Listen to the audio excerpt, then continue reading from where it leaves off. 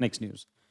अब welfare governments की यही खासियत होती है कि वो ग्रास रूट लेवल के ऊपर भी अपने हर सिटीज़न को उसको केयर करती हैं और उसके लिए जो फैसिलिटीज़ होगी सरकार अवेलेबल कराएगी और कोई भी इंडिविजुअल अपने आप को सरकार से जुड़ा हुआ तभी फ़ील करता है जब सरकार उसके बारे में सोचती है। नाउ यू कैन इमेजिन आज से 15-20 साल पहले शायद किसी ने नहीं सोचा होगा कि स्ट्रीट वेंडर जैसे बहुत छोटे आदमी के लिए भी इस तरह की कोई स्कीम होगी। हम मानते हैं कि इसमें कॉम्प्लिकेशंस होंगी, बैंक में जाना आसान नहीं होगा, लोन लेना आसान नहीं होगा, बट पॉइंट द स्टिल सरकार भी आँख बंद करके तो किसी को पैसे नहीं दे देगी ना, नहीं तो लेके भाग जाएँगे लोग। और हमारी नेचर हम सबको पता ही है ना? उसमें से कई सारे एरियाज़ हैं जहाँ पर लोग देना ही नहीं चाहते इस तरह से।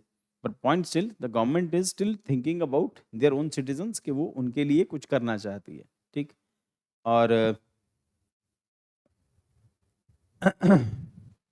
बाकी तो आप क्रिटिसिज़्म हमेशा सरकार का सुनते ही हैं, ना? हम लोग यहाँ जो डिस्कस कर रहे हैं गवर्नमेंट प्रोग्राम्स और गवर्नमेंट प्लान डिस्कस कर रहे हैं क्योंकि 90% जनता को इनके प्रोग्राम प्लान्स नहीं पता होते।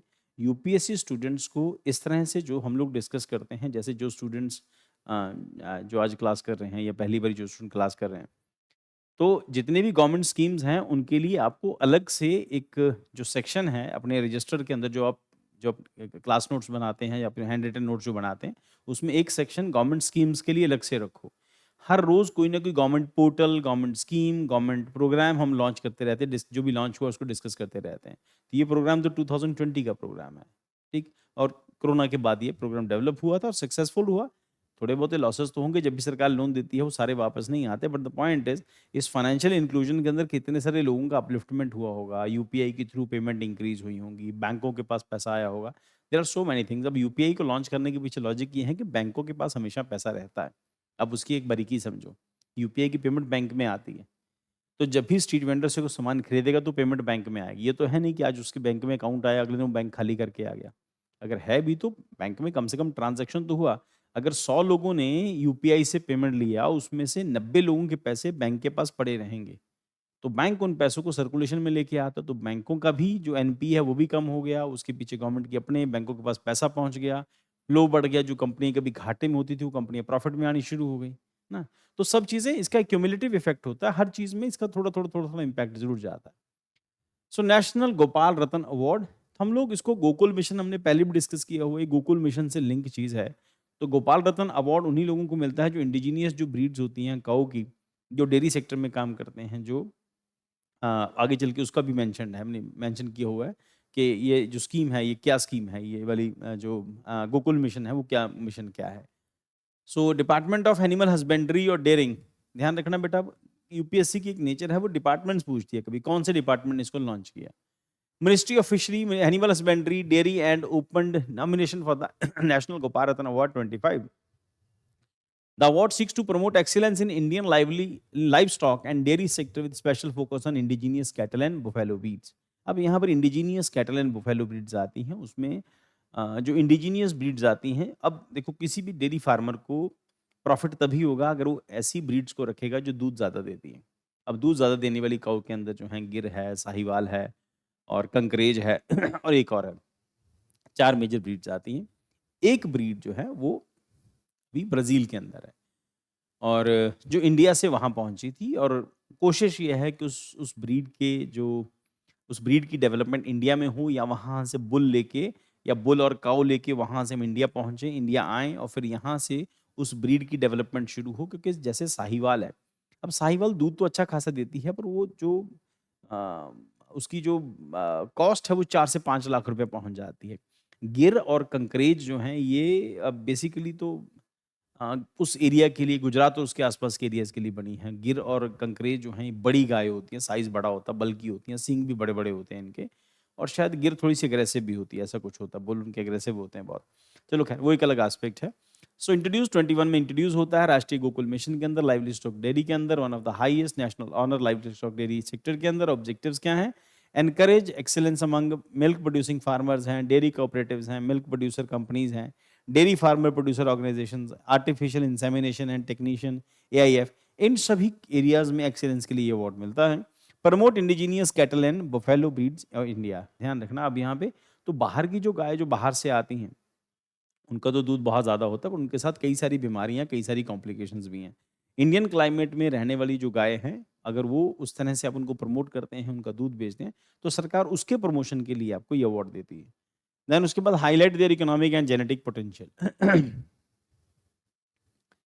देन उसके बाद award category best dairy farmer rearing indigenous breed, best dairy cooperative society में जैसे अमूल है या वेरका है, उस तरह से best artificial insemination technician, special category of north eastern region NER Himalayan states and boost dairy development. अभी रिसेंटली मेरे को पता चला, हमारा एक स्टूडेंट है जिसने अभी इंटरव्यू दिया है, वो इधर यहाँ पे पीएयू के अंदर, और वेटरनेरियन का जो उसने अभी रिसेंट इंटरव्यू, तो उसने बताया कि आर्टिफिशियल इंसेमिनेशन में नई टेक्निक के अकॉर्डिंगली जो नया इन्होंने आर्टिफिशियल इंसेमिनेशन के अंदर जो नया जो शॉट्स होते हैं, उसमें एक शॉट ऐसा है जहाँ पर आप जो मतलब अपने अगर जो काऊ को लगाते हो तो उससे जो बच्चा पैदा होगा वो फीमेल ही होगा, मेल के चांसेस कम है, मेल के चांसेस नहीं होते, उसमें फीमेल ही होगा। तो यहीं पर एग्रीकल्चर यूनिवर्सिटी में ही मिलता है, तो इससे फार्मर्स की एक प्रॉब्लम खत्म हो जाएगी। और मैंने उससे पूछा कि ये बताओ कि अच्छा जब सारे काऊ काऊ हो जाएंगे तो बुल कहाँ से लाएंगे? तो बोला ये है तो सही, पर हम लोग भी यही रेशो बना के चल रहे हैं कि कम से कम 10% बुल जरूर होने चाहिए। अगर 90 काऊ बर्थ्स हैं तो 10% बुल का अरेंजमेंट जरूर हो, ताकि आने वाली जनरेशन में वो कंटिन्यू होता रहे। चलो खैर, वो एक अलग एस्पेक्ट है। नेक्स्ट इज तो special category for north eastern region, मतलब ये है कि अब काऊ से काऊ प्रोड्यूस हो सकती है, उसके लिए वो जो जो शॉट्स आते हैं, जो आर्टिफिशियल इंसेमिनेशन शॉट्स आते हैं, वो काम करते हैं। एक सेकंड, एक सेकंड।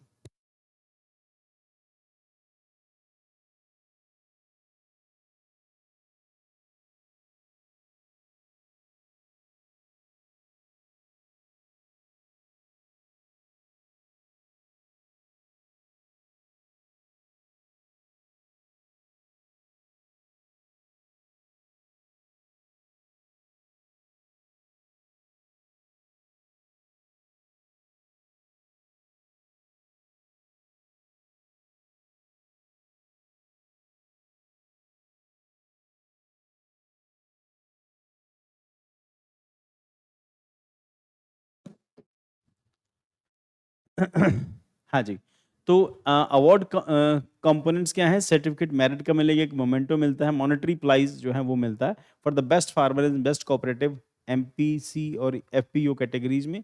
राष्ट्रीय गोकुल मिशन हमने डिस्कस किया, वो क्या है? ये लॉन्च 2014 में लॉन्च होता है under the national programme of bovine breeding and dairy development. Objectives क्या हैं? Conservation of the development of indigenous bovine breeds. अब इसमें कौन कौन सी ब्रीड हैं? गिर है, साहिवाल जिसको डिस्कस किया, ये थार पार्कर है, एक थार पार्कर थार के इलाके के अंदर, और दूसरी बात राठी आती है, राठी हरियाणा के अंदर, हरियाणा राजस्थान इस इलाके के अंदर राठी है। तो ये मेजर ब्रीड जो हैं वो यही हैं इंडिया के अंदर, जो इंडिजीनियस ब्रीड्स हैं, काऊ की ब्रीड हैं, ध्यान रखना।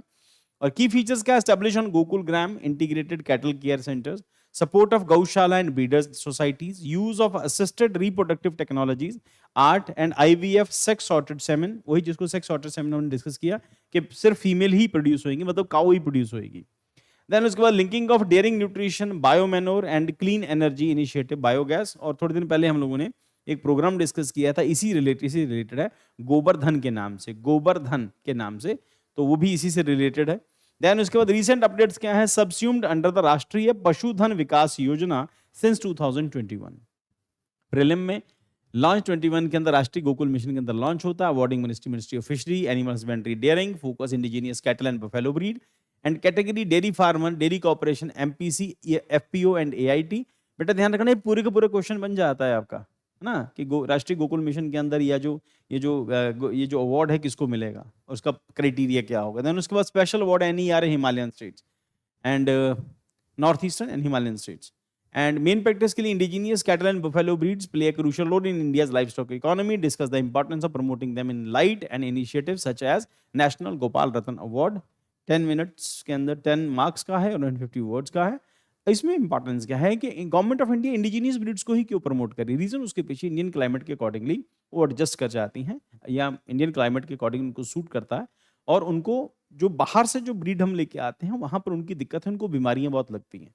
इंडियन काउस के साथ ऐसी कंडीशन है क्योंकि इंडियन क्लाइमेट के लिए ही बनी है, इंडियन क्लाइमेट में ही वो डेवलप हुई हैं, तो इस करके यहाँ पर उनको बीमारियां उस तरह की प्रॉब्लम्स नहीं होती। जबकि जो बाहर से काउज जो लेके आते हैं, हाइब्रिड जो वैरायटी ऑफ काउज हैं या फिर जो बफेलोज हैं, उनके साथ ये दिक्कत रहती है। चलो